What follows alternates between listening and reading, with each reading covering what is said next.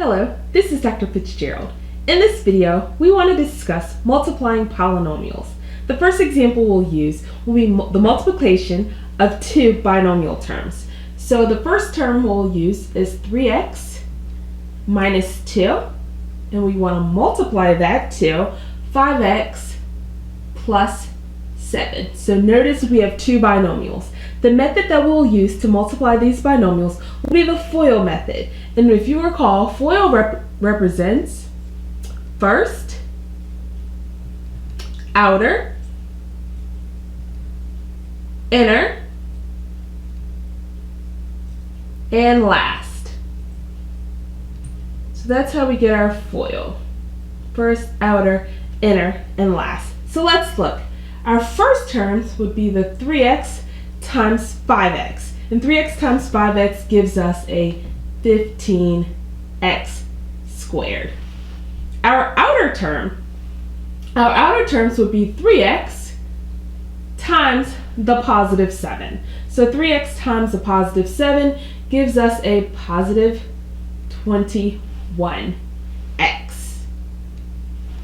Our inner term is minus 2 times the positive 5x, and that'll give us a negative 10x.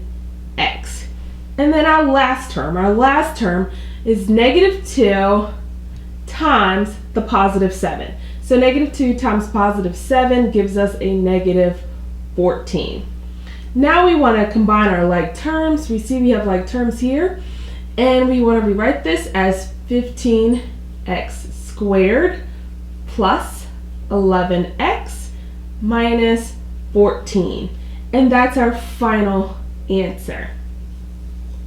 And recall, the FOIL method only works when we have two binomial terms. The next method that we'll show is what if we have a binomial times a trinomial, or anything different than two binomials. We'll have to use the distributive method here.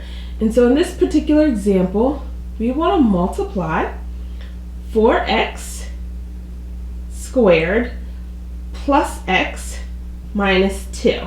And I want to multiply that by 3x plus 2. So here we could use the distributive method. However, what I want to do is try to use a box method. So let's look at our box method that we will use for this particular example. And the box method just helps us to organize the results or the numbers that we'll get. So let's look at that. How do I use my box method? I'm just going to write my terms out. I'm going to write a 4x squared. And then I have plus x and minus 2. And I'm going to draw a box. My next term, I'm going to write it vertically. I want a 3x here, and then a positive 2 for my plus 2. And then we'll fill in our box, and we'll give each person its own row and column.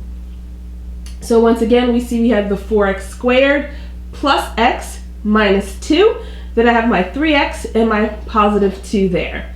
Okay. Now we want to fill in our box. And filling in our box, we just multiply the numbers on the outside. So first I have a 3x times a 4x squared. And 3x times 4x squared gives us a 12x to the third power. Then I have 3x times a positive x. That gives me 3x squared. Next, we have 3x times a negative 2, which gives us a negative 6x. Our last row, we have a positive 2 times a 4x squared, which gives us an 8x squared. Next, we have a 2, positive 2 times x, which is simply 2x. And lastly, a positive 2 times a negative 2 gives us a negative 4.